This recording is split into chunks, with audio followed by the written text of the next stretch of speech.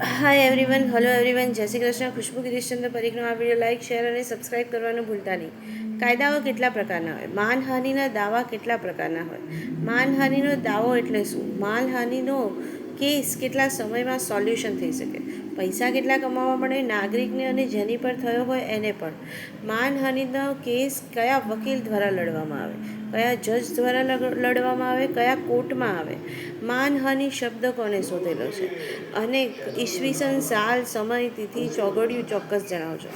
અને માનહાનિ દાવાની પોલીસ કશું ના કર્યું હોય ત્યારે જ વકીલ જોડે જવાય કે એમને પણ જઈ શકાય? આવી માહિતી ચોક્કસ આપજો. પેમેન્ટ એકાઉન્ટમાં આપવાનું ભૂલતા નહીં. ટેક કેર, બાય, જય શ્રી કૃષ્ણ. અને તેનો કાયદામાં સૌથી વધારે ઉપયોગ ક્યાં થાય છે કે માનહાનિના દાવા આપણે સૌથી ઓછા વિશ્વમાં આવે કે દેશમાં આવે? ટેક કેર, બાય, જય શ્રી કૃષ્ણ. પેમેન્ટ એકાઉન્ટમાં આપવાનું ભૂલતા નહીં. બાય.